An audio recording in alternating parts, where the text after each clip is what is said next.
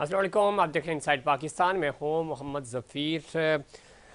Election 2024 सियासी गेमा गेमी जारी है। इलेक्शन मुहिम उस तरह अभी तक स्टार्ट नहीं हो सकी जो एक रवायती अंदाज़ होता है, लेकिन आहिस्ता आहिस्ता चूँकि जो बड़ी सियासी जमातें हैं उनके कैंडिडेट्स फ़ाइनल होते जा रहे हैं और टिकट्स की तकसीम का मरहला जो है वो अपनी मुकम्मल होता हुआ अब नज़र आ रहा है। पाकिस्तान तहरीक इंसाफ भी की मशावरत भी मुकम्मल हो गई, मुस्लिम लीग नून की भी, और लेकिन टिकट्स अभी जारी करना बाकी हैं, हतमी शक्ल अभी बाकी है। दूसरी तरफ बल्ले का निशान पाकिस्तान तहरीक इंसाफ को वापस तो मिल चुका है, लेकिन इस मामले पे सुप्रीम कोर्ट जा रहा है इलेक्शन कमीशन, और अब एक तरफ पेशावर हाई कोर्ट है, दूसरी तरफ सुप्रीम कोर्ट है। देखना यह है कि बल्ले और के दरमियान जो है वो खींचातानी तो जारी है, ये फ़ैसला किस तरफ आता है। बहरहाल खुशाइंद बात होगी, तमाम पॉलिटिकल स्टेक होल्डर्स को बराबर मौका मिले, लेकिन जो आज की सबसे बड़ी खबर है वो है जनाब इस्तीफ़ों का मौसम आ गया और दूसरा बड़ा इस्तीफ़ा सामने आया है। और अगर ये माहौल इसी तरह चलता रहा, जजेस अगर इसी तरह इस्तीफ़े देते रहे, तो जो इस वक्त तहकीकात हो रही हैं, जो केस चल रहे हैं, उसके ऊपर कितना बड़ा असर पड़ेगा। ज़ाहिर जस्टिस मुज़ाहिर अली नकवी के बाद इजाज़ुल हसन भी मुस्तफ़ी हो गए हैं, और इसके ऊपर जो जिस तरह का रद्दअमल आ रहा है पॉलिटिकल स्टेक होल्डर्स और स्पेशली मुस्लिम लीग नून की तरफ से, मुस्लिम लीग नून ये कह रही है कि इस्तीफ़े नहीं, हिसाब देना होगा, इस्तीफ़े देने से जान नहीं छुटेगी। क्योंकि पैनामा के अंदर जो फ़ैसले आए थे हुआ था, उसका हिस्सा थे ये जजेस, और अब ज़ाहिर है उस चीज़ को भी बेस बनाया जा रहा है। दूसरी तरफ 2 रोज़ कबल जस्टिस इजाज़ुल हसन ने मुज़ाहिर नकवी के ख़िलाफ़ कौंसल कार्रवाई से इख्तलाफ किया था, और जस्टिस इजाज़ुल हसन ने जस्टिस मुज़ाहिर नकवी पर लगाए गए इल्ज़ामात को भी बेबुनियाद करार दिया था। और जस्टिस इजाज़ुल हसन ने नवाज शरीफ के ख़िलाफ़ पनामा केस में मॉनिटरिंग जज भी रहे थे। इस पर मज़ीद बात करेंगे। हमें ज्वाइन किया है जनाब आसिफ बाजवा साहब ने, सीनियर रहनुमा हैं, मुस्लिम लीग नून के सीनियर कानूनदान भी हैं। भाई साहब खुशामदीद कहते हैं आपको शो में। जी, आपका बहुत शुक्रिया। बादल साहब किस तरह देखते हैं, मैं पॉलिटिकली चीज़ों पे तो आऊँगा, लेकिन इस्तीफ़े आ रहे हैं और ख़बर यह है कि इस्तीफ़े कुछ कल भी मुतवक्को हैं। 2 इस्तीफ़े आ चुके हैं। एक आइनी बहरान का सामना है मुल्क में, और अब इस तरह की चीज़ें इस वक्त पे आना, मुस्लिम लीग नून तो इस चीज़ को कह रही है कि इस्तीफ़ों से काम नहीं चलेगा, हिसाब भी देना होगा। ज़रा पहले आप हिसाब का मुतालबा कर भी चुके हैं, तो किस तरह देखते हैं इन इस्तीफ़ों को? बिस्मिल्लाहिर्रहमानिर्रहीम। आपका बहुत शुक्रिया, आपने मुझे वक्त दिया। सर, गुजारिश ये है कि मैं एक अर्ज करूं, बड़ी मेरे लिए तकलीफ दे बात है कि दुनिया के 100 जो 50 ममालिक हैं उसमें 136वां नंबर है। आज से कोई 3-4 माह पहले जो एक इदारा है जी। उसने ये कैटेगराइज किया कि पाकिस्तान की अदलिया का 150 में से 136वां नंबर है। ठीक है।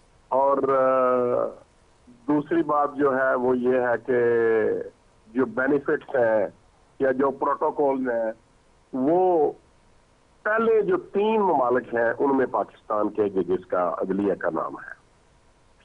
दूसरी बात यह है कि जब कोई जज, ऑनरेबल जज जो है किसी मुल्क की आला तरीन अदालत से जी। रेजिग्नेशन दे और उस वक्त दे जब उसके खिलाफ एक रेफरेंस दायर हो और सुप्रीम जुडिशियल काउंसिल में पेंडिंग हो, ठीक है। मैं ये समझता हूँ कि अगर वो इंसाफ पसंद थे, अगर उनको अपनी जो उनकी हिस्ट्री थी बतौर जज, ठीक है। उसके ऊपर उनको फख्र था, तो उनको उसको फेस करना चाहिए था। ये कल वाले इस्तीफे की बात है, उन्होंने फेस नहीं किया और वो रिजाइन करके चले गए, जवाब देना पसंद नहीं किया और उसको कंटेस्ट नहीं कर सके। हालांकि सारी दुनिया में ने देखा कि वो अदलिया की कुर्सी पे बैठ के लोगों को क्या लेसन देते थे और क्या बातें करते थे कि आप आ जाएं, अगर आप बेगुनाह हैं तो आप आ जाएं, अदालत से आपको इंसाफ मिल जाएगा। अरे भाई जज साहब, अगर आप बेगुनाह थे तो आपको इंसाफ ही मिलना था। सही। और आप जैसे जज को इंसाफ ही मिलना चाहिए था। जिस कदर आप इंसाफ देते रहे, और इससे पहले भी आपके खिलाफ एक रेफरेंस हुआ और उसके बाद आज भी आपने फेस नहीं किया।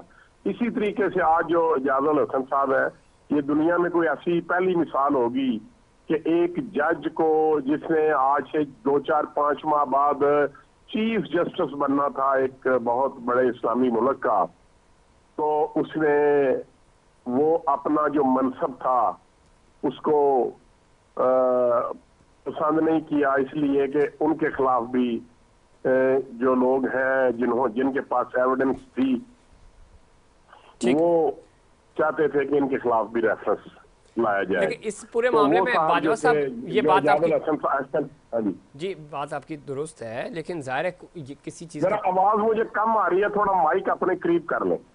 सर जी, मैं ये पूछ रहा था आपसे कि ये बात तो आपकी दुरुस्त है, लेकिन जो प्रेशर बिल्ड हुआ, क्या इसके पीछे मुहरकात हैं? खुद जुडिशल कमीशन भी ये कह रहा है कि हमारी साख भी मुतासिर हुई है। इस तरह ये बड़ा अनोखा मामला है कि इस तरह इस्तीफ़ा दे देना किसी जज का। अब इस सिस्टम के ऊपर तो सवालात उठ ही रहे हैं, आम आदमी तो अदलिया के ऊपर तो सवालात उठा ही रहा है। जब जजेस और टॉप जजेस, यानी जिन्होंने 10 महीने के बाद चीफ जस्टिस बनना है, तो इस तरह अगर इस्तीफे आएंगे तो इसमें तो कोई दो राय नहीं है। जो खुद आप नंबर्स भी बता रहे थे कि हम इंसाफ पसंदी में कहाँ स्टैंड कर रहे हैं। हमारे यहाँ सिस्टम ही इतना है कि एक जज भी अगर अपने आप को सिक्योर फील नहीं करता कि प्रेशर है, तो ये सारे मामला होंगे तो आम आदमी को इंसाफ कैसे मिलेगा बाजवा साहब, और उसका ट्रस्ट कैसे कायम होगा अदालतों के ऊपर? देखिए बात ये है कि मैं ये समझता हूँ कि ये आला अदलिया का काम है, और एक आजकल बड़ा एक फिक्रा जुबान जद आम होता है जिसको कहते हैं कि अपना हाउस इन ऑर्डर करें। जी अच्छा देखिए, एक जो इससे पहले फाजिल चीफ जस्टिस साहब थे, उमर अता इम्तियाज साहब, जी जी, उन्होंने पाकिस्तान की अदलिया की तारीख को दागदार कर दिया। ठीक है। उन्होंने अपने हाउस को इन ऑर्डर नहीं किया, उन्होंने ग्रुपिंग पैदा कर दी, और एक मखसूस जिसको 5 का टोला कहा जाता था, हर बेंच में वही फाजिल जज साहबान होते थे, और अगर वो नहीं होते थे तो फिर वो सारी अकेले ही चीफ जस्टिस साहब समझते थे कि वो अकेले ही सुप्रीम कोर्ट है। और ऐसी ही जो मिसालें हैं, इन्होंने पाकिस्तान की अदलिया की तारीख का चेहरा मसख करके रख दिया सर। और आज जो बात आपने की ये बिल्कुल दुरुस्त है। मैं बीइंग स्टूडेंट ऑफ लॉ ये समझ सकता हूं कि और भी रेजिग्नेशन आएंगे, आ सकते हैं, क्योंकि इन सब को समझ आ रही है कि नविश्ता दीवार लिखा जा रहा है कि आने वाले दिनों में क्या होने जा रहा है। बाजवा साहब, एक चीज आने वाले दिनों में क्या होगा, किस जज ने गलत फैसला दिया या नहीं दिया, ज़रा मैं आप तो हम कोई कमेंट नहीं कर सकते अदालती मामलात पे, लेकिन जब फैसला आ जाता है, सज़ा हो जाती है, उसके ऊपर बात हो सकती है, होती है। आप नहीं समझते कि चूँकि खुद जजेस दूसरों के फैसले करते हैं, आपके जो पार्लियामेंट के मामलात अदालतों में गए तो ये सारी चीज़ें कंट्रोवर्शियल हो रही हैं। बात किसी एक फ़र्द की नहीं है, किसी पार्टी की नहीं है, किसी ग्रुप की नहीं है, किसी टोले की नहीं है। पूरा सिस्टम आपका इंसाफ के ऊपर मबनी है, अदल और इंसाफ आपने कायम करना है। तो तराजू के दोनों पल्ले बराबर करने के लिए ज़रूरी ये होता है ना कि जो शख्स फैसला कर रहा है वो मेंटली रिलैक्स हो, उस पर प्रेशर ना हो, वो फैसला गलत या सही करेगा वो तो बात की बात है। लेकिन अगर फैसले लिखवाए जाएँ, फैसले बने बनाए आपके पास आ जाएँ, गन पॉइंट पर आप उनको अनाउंस करें ना करें अगेन, लेकिन अगर ये सब कुछ होगा जो हम देख रहे हैं, तो जो फैसले हुए उन पे भी और जो आने वाले होंगे उन पे कौन यकीन करेगा? देखिए मैं ना एक बात करूंगा और जरूर करूंगा कि एक जज था जिसका नाम इफ्तिखार अहमद चौधरी था जनाब, उसके खिलाफ उस वक्त के प्रेसिडेंट मुशर्रफ ने उनसे क्या कहा और उन्होंने क्या स्टैंड किया, इर्रिस्पेक्टिव ऑफ दैट के बाद में उन्होंने अदलिया को कितना नुकसान पहुंचाया या क्या किया या वकला कम्युनिटी को क्या नुकसान पहुंचाया, वो अलग बात है। लेकिन वो शख्स खड़ा हो गया, उसने कहा कि मैं ये जो गोली सरकार है ये जो नाली गोली की सरकार है, बंदूक की सरकार है, मैं इसके आगे नहीं झुकूंगा। आपको आपको याद आ गया? सर याद आ गया, लेकिन मैं यही कह रहा हूं कि उस वक्त पूरा पाकिस्तान उनके साथ खड़ा था, आप भी खड़े थे, हम भी, मीडिया नहीं सारा नहीं खड़ा नहीं था। नहीं नहीं नहीं नहीं नहीं जी जी। सर, वो पहले उन्होंने स्टैंड लिया था, फिर हम खड़े हुए थे। अच्छा मुकला सर, मैं जो सुने तो, तहरीक थी वो बाद में आई थी। स्टैंड उन्होंने सर लिया, ये खड़े हो जाते ना। स्टैंड सर सुने ना, स्टैंड लिया, फिर स्टैंड के बाद हुआ क्या? यहाँ पे भी मैं ये नहीं कह रहा कि इन्होंने स्टैंड क्यों नहीं लिया, ये स्टैंड लेते इनके साथ भी खड़े हो जाते। मसला यह है कि जो स्टैंड ले रहा है और लेने के बाद वो क्या हाल कर रहा है। कोई स्टैंड नहीं ले रहा तो भी नुकसान पहुंचा रहा है। नुकसान अलबत्ता आम आवाम को ही हो रहा है। लोगों को अब वकला तहरीक से कोई सरोकार नहीं है, क्योंकि उनके साथ जो सिविल सोसाइटी थी, जो मीडिया था, तमाम लोग उस वक्त खड़े हो गए ना चौधरी इफ्तिखार के साथ, और आपकी जमात तो सबसे आगे थी तो क्रेडिट लेती थी। तो बाद में बिल्कुल आपके साथ क्या हुआ बिल्कुल। और आम आवाम के साथ क्या हुआ? तो लोग इस सिस्टम के ऊपर यकीन नहीं कर रहे। ये कोई किसी एक जज, किसी एक वकील या किसी एक बंदे की बात नहीं, पूरा सिस्टम खराब हो रहा है। हाँ बिल्कुल, मैं आपकी बात से एग्री करता हूँ जफीर साहब, मैं आपकी बात से एग्री करता हूँ। अब मैं मुझे थोड़ी इजाजत दीजिए, जनाब। मैं आपको याद कराता हूँ। 2008 से लेके 2013 तक जी पाकिस्तान पीपल्स पार्टी की गवर्नमेंट थी जनाब। और पाकिस्तान पीपल्स पार्टी के को चेयरपर्सन मिस्टर आसफ अली जरदारी साहब was the president of Pakistan. ठीक है। मैं आपको गारंटी के साथ ये बात कह सकता हूं कि आप गूगल उठा लें और पाकिस्तान की अदलिया की तारीख देख लें। जो इंटरनेशनल लेवल की जो फंडामेंटल राइट्स की एसोसिएशन तंजीमें थी या एसोसिएशन थी या जो इदारे थे फंडामेंटल राइट्स के, उन्होंने पाकिस्तान की हुकूमत को प्रेशराइज किया कि आपकी अदलिया के ऊपर उंगली उठ रही है।